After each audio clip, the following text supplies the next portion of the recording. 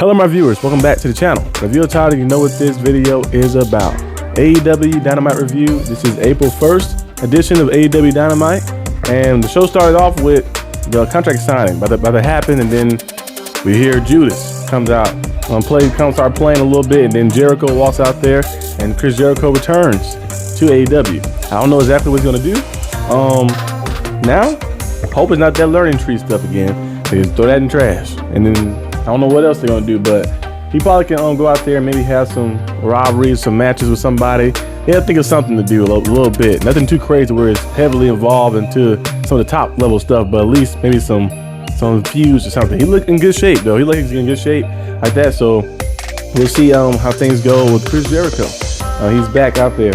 But we did see, of course, Ospreay attack Moxley during the show, but before that, contract signing as well, like that, attacking him. When he vowed to end Moxley. Remember, Moxley might be having a better, now he's kind of getting back into his darkness. He said not personal, but it looked a little personal like that. After Ospreay match with Pac, Ospreay did get the victory against Pac. They always have a good, they always very good together like that. They have the match at All Out, and then they have the match right here as well. They're trying to go against each other in the match. They always go out there, and there's always some top level stuff. But after the match, Ospreay won. He got attacked by Pac, he got attacked by the Death Riders, and Moxley put his head on the chair, about to stomp his head in again like that on his neck, but decided not to do it. He said it's not personal. Like they said, don't make it personal. Will, it is personal.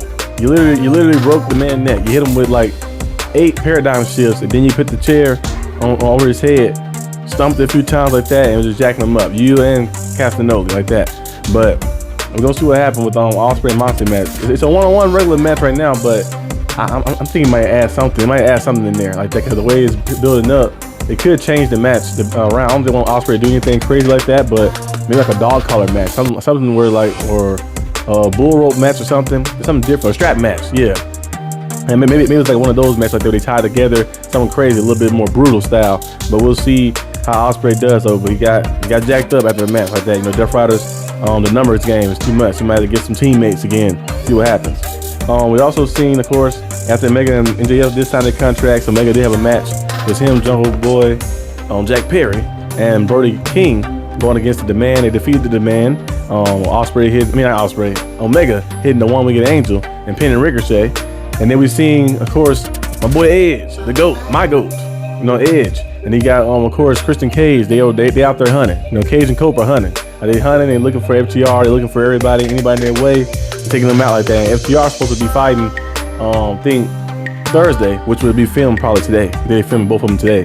So Thursday, they're gonna have a live, the early showing, or I think a special showing of Collision on Thursday. I think Saturday, probably because of the playoff games, so March Madness games, all that other stuff coming on Saturday. So they're gonna have a showing of that. I think it starts at 7 o'clock. Well, I think actually, it's 7 o'clock?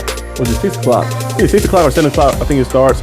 But you're gonna have FTR in action. On that, you're gonna have Will Nightingale in action as well. As you're doing an open challenge for TBS Championship. So a lot of things happening on that night.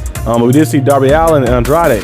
Darby Allin and Andrade will be set for Dynasty. Winner of that match. Well, actually, if Darby Allin win that match, he get a number one contender match against MJF. Now Andrade is not too happy about getting put in that spot, because they're working with MJF now. Don Callis family working with MJF.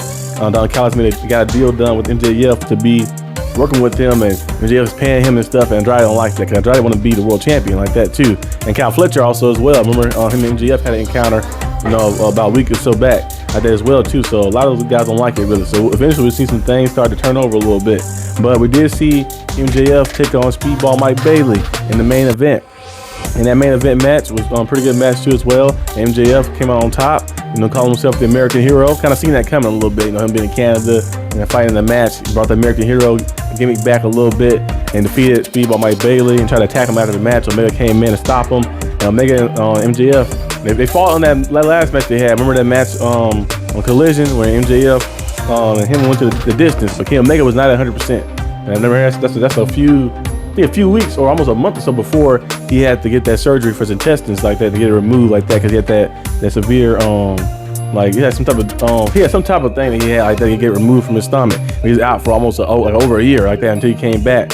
So Kenny Omega, we fight MJF this time, and of course he's not the same Kenny Omega he once was in like 2015, 16. The one we seen wrestle Okada at Dominion, or the one we were seeing in G1 winning those and winning the IWGP US Championship, but he's still a Kenny Omega that's good. It's like Goku, but he can't transform to Super. He can't go Ultra Instinct. So Kenny Omega is still strong. He's like Super Saiyan Blue level. He can't turn to Ultra Instinct. It's like Naruto without Kurama. He still has Sage Mode. He's still very strong like that. So like he still has the skills to get it done, but you know he just not at his peak like that too. But he's still very, very strong. So it's kind of like in that sense a little bit, into correlation a little bit.